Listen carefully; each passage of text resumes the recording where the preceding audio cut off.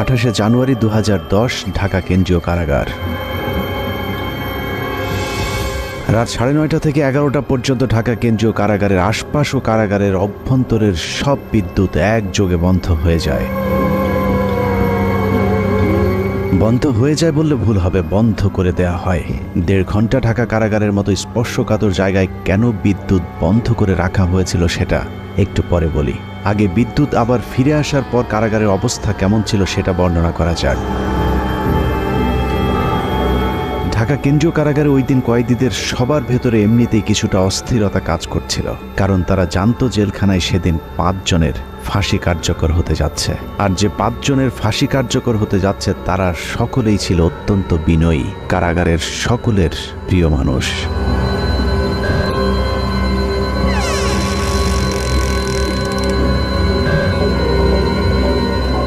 রাত 12:01 colonel Farooq Rahman, major AK Mohiuddin Ahmed artillery, Mohiuddin lancer ও সুলতান শাহরিয়ার রশিদ খানকে ফাঁসিতে ঝুলিয়ে হত্যা করা হয়। 4 জনকে ফাঁসি দেওয়া হলেও লাশের সংখ্যা ছিল মোট 5টি। ফাঁসি কার্যকরের পরদিন যথারীতি 5টি লাশ পাঠানো হয় যার যার গ্রামের বাড়িতে, কিন্তু একটি লাশের ক্ষেত্রে বিশেষ নিরাপত্তা ব্যবস্থা রাখা হয়েছিল, আর সেটাই হলো চুয়াডাঙ্গার সূর্য সন্তান মেজর বজলুল হুদার। মেজর বজলুল হুদার বাড়ি চুয়াডাঙ্গার হাটবোয়ালিয়া গ্রামে সেদিন র্যাব পুলিশের উপস্থিতি দেখে মনে হয়েছে আইন শৃঙ্খলা বাহিনী বোধহয় চুয়াডাঙ্গাবাসীর বিরুদ্ধে যুদ্ধের প্রস্তুতি নিচ্ছে। যুদ্ধের এই আয়োজন ছিল মূলত মেজর বজলুল হুদার মরদেহ যেন কেউ দেখতে না পারে সেটা নিশ্চিত করা।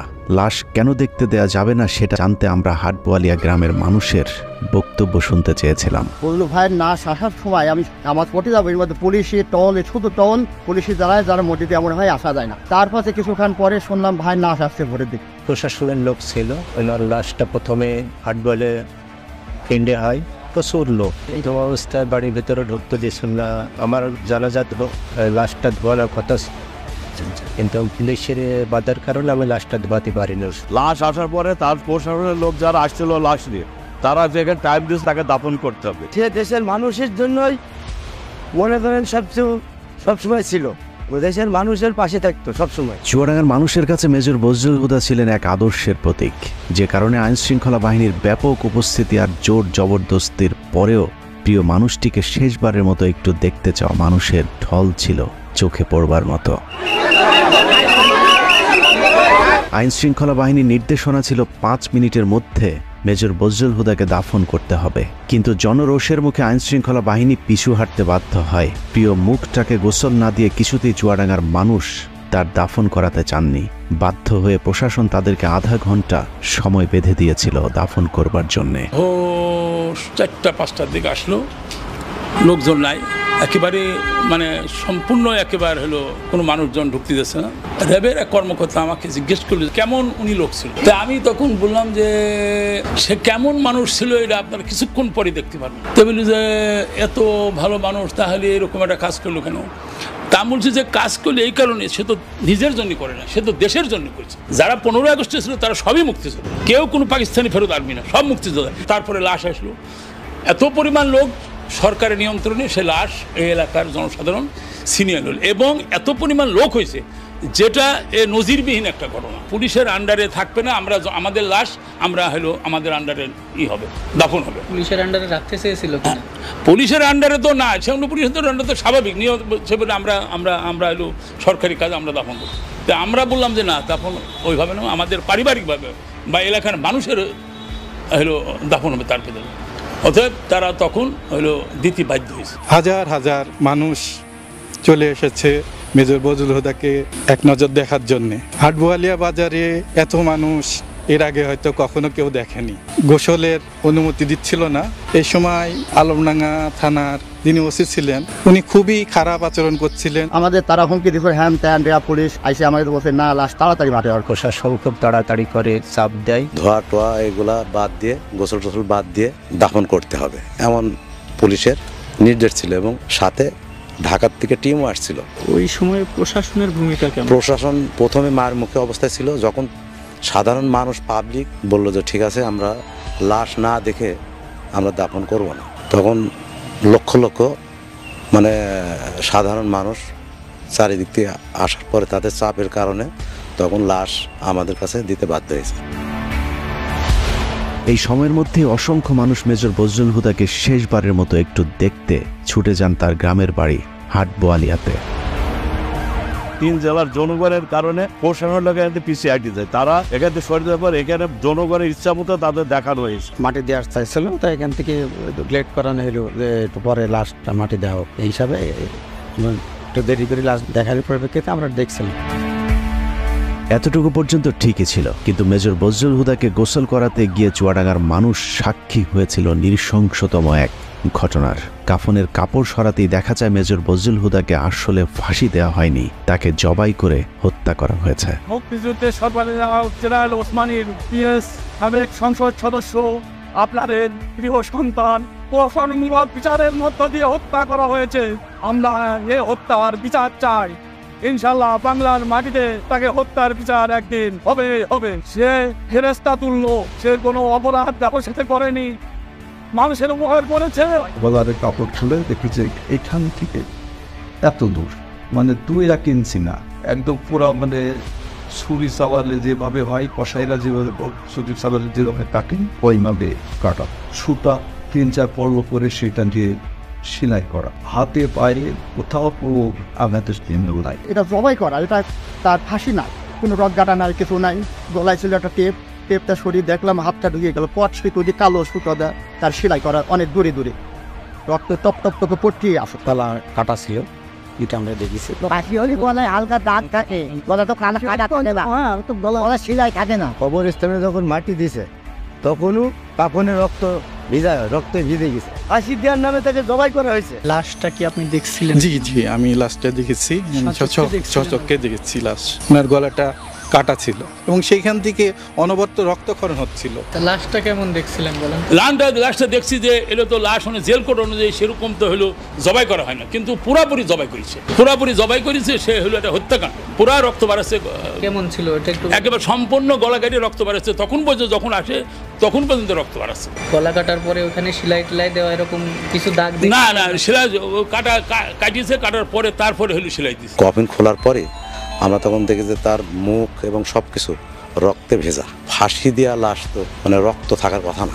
তারপর যখন গোসল করানোর জন্য নেওয়া হয়, দেখি যে গলার এখান থেকে এ পর্যন্ত কাটা এবং মোটা সুতা দিয়ে সেলাই করা। ধোয়ানোর পরও যখন খাটিয়ে করে লাশ নিচ্ছি তখনও রক্ত, কিন্তু তাজা রক্ত টপ টপ বসছে। ভিডিওর সময় কি কি দেখেছিলেন একটু বলেন তো? ভিডিও করার সময় দেখছিলাম এই সাইডে একটা বড় আকারে একটা দাগ দেখছিলাম।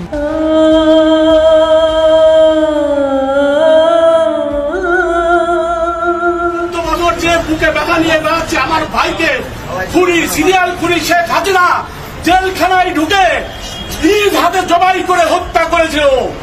আমরা মনে করি যে এটা ফাঁসি দেওয়া হয়নি, শেখ হাসিনা হিংসাত্মকমূলকভাবে এবং প্রতিশোধমূলকভাবে সে জেল গেটে যে নিজে হাতে জবাই করেছে। এই হত্যাকাণ্ডের আমরা তীব্র নিন্দা জানাচ্ছি এবং এর বিচারের জন্য ব্যবস্থা করা। বাংলার বীর সন্তান মেজর বজলুল হুদাকে কে কারা কিভাবে জবাই করেছিল সেটা জানতে হলে আবারও 18 তারিখ রাত 9:30 থেকে 11টা পর্যন্ত 1.5 ঘন্টার সেই সময়টাতে ফিরে যেতে হবে, যে সময়টুকুতে ঢাকা কেন্দ্রীয় কারাগার ও তার আশপাশের বিদ্যুৎ বন্ধ করে রাখা হয়েছিল। ওই রাতে ঢাকা কেন্দ্রীয় কারাগারে কয়েক ঘন্টায় যা ঘটেছিল তা হলিউডের হরর থ্রিলার মুভিকেও হার মানাবে। অনুসন্ধানে জানা যায় 2010 সালের 28 জানুয়ারি রাত 9টার পরপরই জেলগেটের ভেতরে মোট 2টি কালো গ্লাসের গাড়ি প্রবেশ করে। ওই গাড়ির একটিতে এসএসএফ এর সদস্যদের সাথে শেখ হাসিনা এবং অপরটিতে জাহাঙ্গীর কবির নানক, ইসমাইল হোসেন সম্রাট, তৎকালীন ঢাকা বিশ্ববিদ্যালয়ের ছাত্রলীগের দুর্ধর্ষ ক্যাডার সিদ্দিক নাজমুল আলম ছিলেন। ধারণা করা হচ্ছে ওই রাতের অপারেশনের পুরস্কার হিসেবে পরের বছর 2011 সালে ছাত্রলীগের কেন্দ্রীয় সাধারণ সম্পাদকের পদে বসানো হয় নাজমুলকে।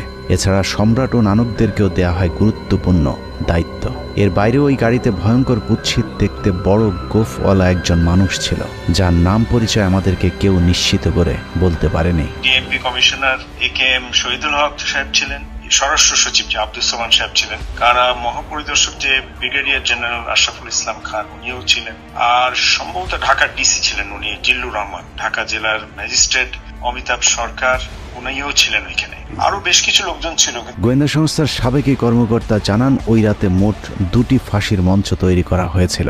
এই 2টি ফাঁসির মঞ্চে দুজন করে মোট 4 জনকে ফাঁসি দেওয়া হয়। দূর থেকে কোন 4 জনকে ফাঁসি দেওয়া হয়েছিল সেটা বোঝা না গেলেও 5ম জনকে ফাঁসি দেয়া তো দূরের কথা, মঞ্চেই তোলা হয়নি।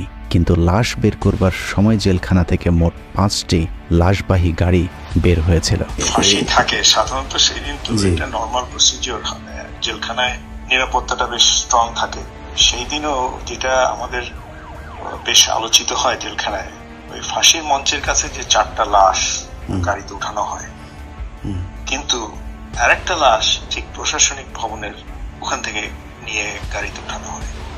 এই ব্যাপারটা একটু অস্বাভাবিক। একই জায়গায় ছিল না। না, এটা তো আসলে 4টা যেটা লাশ প্রথমে উঠানো হলো, এটা তো ফাঁসির মঞ্চের কাছাকাছি, যেটা ন্যাচারাল। ওখানে ফাঁসির পরে ওখান থেকে লাশটা গাড়িতে উঠানো হয়। কিন্তু আরেকটা লাশ যেটা প্রশাসনিক ভবন থেকে বের করা হয়, এটাই হলো, এটার একটা ডিস্টেন্সের ব্যাপার আছে যে এখান থেকে কেন লাশ আসবে এবং কেনই বা এটা গাড়িতে উঠানো হবে, এটাই হলো প্রশ্ন। এই ব্যাপারটা নিয়ে পরের দিন বেশ আলাপ আলোচনা হয় জেলখানার ভিতরেও। ব্যাপারটা একটু অস্বাভাবিক। রাতে শেখ হাসিনার সাথে জেলখানার ভেতরে প্রবেশ করা খুনিরা সোজা চলে যায় প্রশাসনিক ভবনে, আর শেখ হাসিনা পুলিশ, র্যাব এবং স্বরাষ্ট্র মন্ত্রণালয়ের কর্মকর্তাদের সাথে দাঁড়িয়ে থেকে 4 জনের ফাঁসি নিজে প্রত্যক্ষ করেন। ধারণা করা হয় আসলেই তাদেরকে ফাঁসি দেওয়া হচ্ছে কিনা সেটা নিশ্চিত করতেই শেখ হাসিনা সেখানে উপস্থিত ছিলেন। ফাঁসি কার্যকর হবার পরপর শেখ হাসিনাও চলে যান প্রশাসনিক ভবনের ভেতরে। সেখান থেকে রাত 1টার কিছু আগে শেখ হাসিনা ও তার সাথে থাকা খুনিরা সেই একই পাজেরো গাড়িতে করে জেলখানা থেকে বের হন।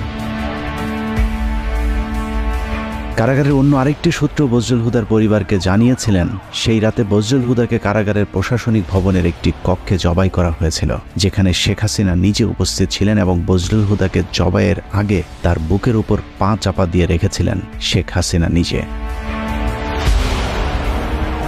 সে রাতে শেখ হাসিনা সহ তার সাথে থাকা সব খুনির গায়ে রক্ত লেগেছিল, কিন্তু সম্রাটের গায়ে সাদা টি শার্ট থাকায় সেটা অনেকের চোখেই পড়েছিল। ওই পরের দিন একটা বিষয় খুব আমাদের 2-1 জনের নজরে আসে যে প্রধানমন্ত্রী জাহাঙ্গীর কবির নানক, সম্রাট আর নাজমুল যখন প্রশাসনিক ভবন থেকে বাইরে আসে, তখন এই সম্রাটের গায়ে রক্তের দাগ ছিল।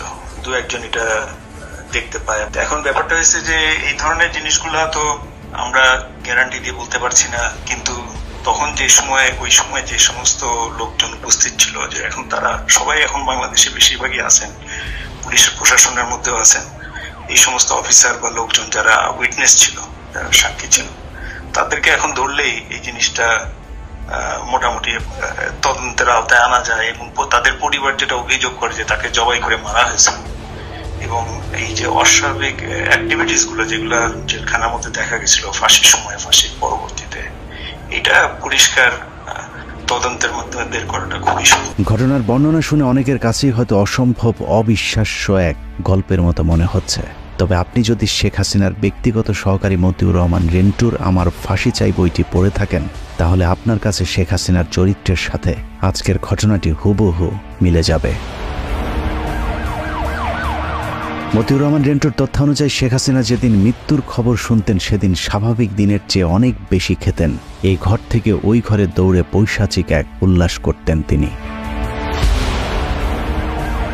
জাহানারা ইমাম যেদিন মারা যায় সেদিন শেখ হাসিনা বিছানার উপরে উঠে 2 হাত দিয়ে কাপড়ের 2 মাথা ধরে নাচছিলেন, কারণ তিনি জাহানারা ইমামকে তার প্রতিদ্বন্দ্বী মনে করতেন। এক কথায় শেখ হাসিনা একজন নরপিশাচ, রক্তপিপাসু, মানসিক বিকারগ্রস্ত একজন উম্মাদ, যে কারণে একজন মানুষ যার আর কয়েক ঘন্টা পরে ফাঁসি কার্যকর হবে তাকেও নৃশংসভাবে জবাই করে হত্যা করবার কথা চিন্তা করতে পারে। একটু চোখ বন্ধ করে ভেবে দেখুন, কত নৃশংস নরপিশাচের হাত থেকে আল্লাহ আমাদেরকে বাঁচিয়ে দিয়েছেন। শেখ হাসিনা নাই, শেখ হাসিনা চলে গেছে, শেখ হাসিনা পালায় না। যাই হোক, 15 আগস্টের বীর মুক্তিযোদ্ধা মেজর বজলুল হুদাদেরকে আমরা সম্মান দিতে পারিনি, যে কারণে আজ আবারও শেখ মুজিবের প্রেতাত্মা আমাদের উপর চেপে বসেছিল।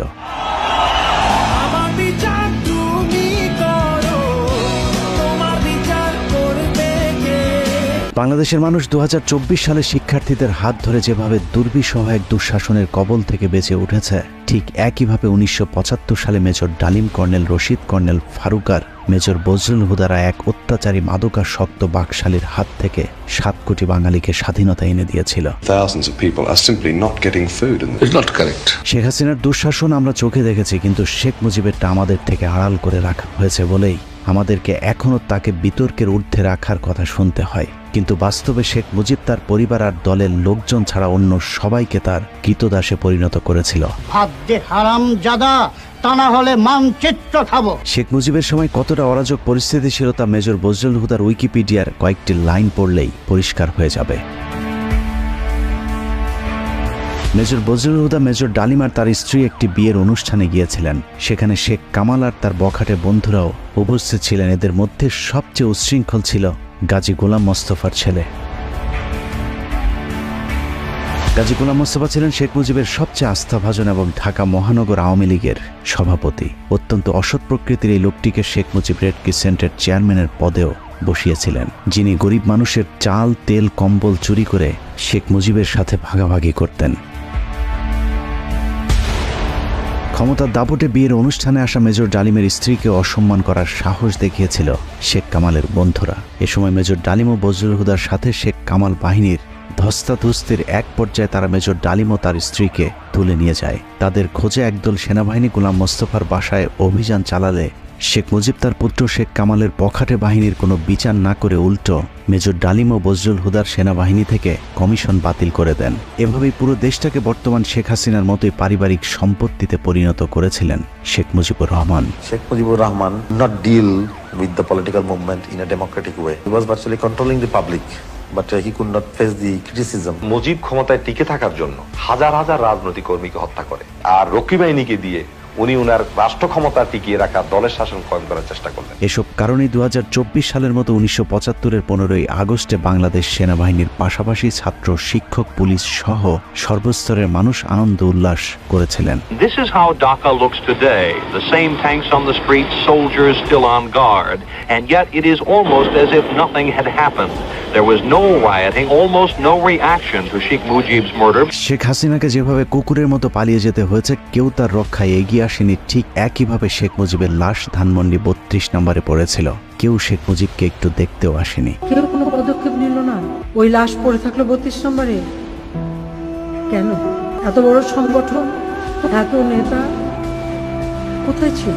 জানা যায় লোকজন ডেকে পাওয়া যায়নি। 570 সাবানা রিলিফের কাপড়ে দাফন করা হয়েছিল বাকশাল মুজিবকে। আবার কি এক টুকরো কাফনের কাপড়ও নিয়ে যাননি, কাপড়ের পাড় ছিঁড়ে তারপর সেই কাফন দেওয়া হয়েছিল। অন্যদিকে মেজর বজলুল হুদাদের জানা যায় পুলিশ দিয়েও মানুষের বাঁধ ভাঙা জোয়ার আটকে রাখা যায়নি। মানুষের চাপে আধা ঘন্টার মধ্যে দুবার জানাজার নামাজ পড়ানো হয়েছিল। ওখানে যারা জানাজায় অংশগ্রহণ করতে পারেনি, দ্বিতীয় জানাজায় নগরবালা ঈদগাহ মাঠে লক্ষ লক্ষ জনগণ সবাই লাইন ধরে দেখছে, দেখার পরে এখানে তাকে দাফন করা হয়েছে। মেজর ডালিম হুদাদের জন্ম আছে, মৃত্যু নেই। মরণের মধ্য দিয়ে তারা অমর হয়ে আজীবন বেঁচে থাকবে এদেশের মানুষের হৃদয়ে। ভাইয়ের কথা বলে শেষ করতে